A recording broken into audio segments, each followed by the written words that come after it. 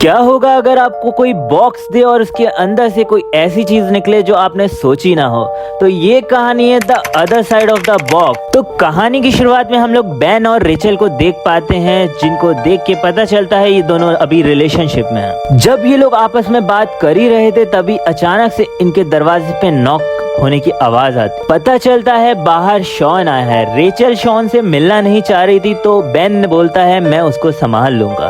जब शॉन अंदर आता है तो वो बेन के साथ बातें करने लगता है, लेकिन इन लोगों की बात में हमें कड़वाहट साफ देखने को मिलती है। इससे हमें पता चलता है कि पास्ट में इन लोगों के बीच में कोई लड़ाई झगड़ा हुआ था। बेन शॉन से बोलता है कि अभी रेचल घर पे नहीं है।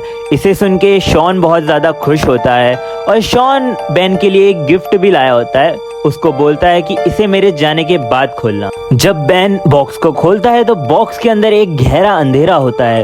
वो समझ नहीं पाता ये बॉक्स कैसा है, तो वो इसके अंदर एक पेंसिल डालते हैं, बट वो पेंसिल अंदर कहीं पे भी दिखती नहीं है। बॉक्स के साथ एक कार्ड भी आया था जिसे रेचल उठा के पढ़ती है। उसमें लिखा था कि बेन मैं तुमसे माफी मांगता हूँ, बट मुझे ये बॉक्स किसी ना किसी को तो देना ही था। मुझे बस इतना पता है जब तुम उसे देख रहे हो तो वो बाहर नहीं आ सकता, और जो चीज उसके अंदर है वो चाहती है कि तुम उसे ना देखो। फिर बेन जैसे ही उस बॉक्स की तरफ देखता है तो वो लोग हैरान हो जाते हैं, क्योंकि इसके अंदर से एक इंसान दिख रहा था जो कि पूरा भीगा हुआ लग रहा था, और वो इंसान बेन को ही घूरे जा रहा था। तभी बेन रेचल को कुछ बोलता है और वो बॉक्स वाला इंसान सेम बेन की आवाज में ही रेचल को फिर से बोलता है। बेन अचानक से डर जाता है और वो जल्दी से यहाँ से जाना चाहता था, पर रेचल उसको मना करती है कि हम इसको ऐसे छोड़ के नहीं जा सकते,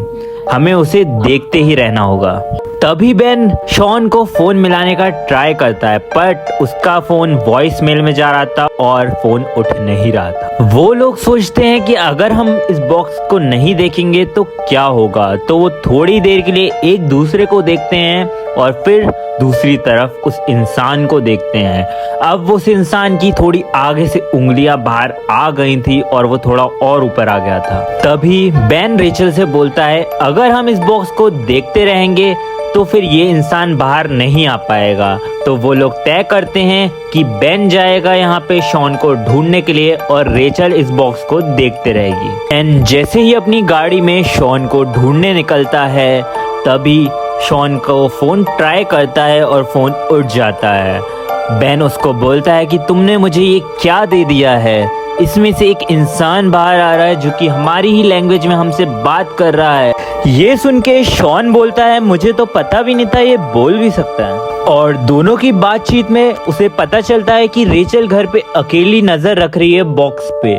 तो ये सुनकर शॉन चिल्लाने लगता है और कहता है बेन तुम्हें नजर रखना था ना कि रेचल को।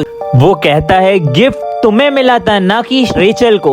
यही सुनकर बेन अपनी कार को जल्दी से टर्न करता है और जल्दी से अपने घर की तरफ निकल जाता है। बेन के घर जाने पर वो हर जगह पर पानी फैला हुआ देखता है और घर में लाइट के सारे स्विचेस को तोड़ दिया गया था।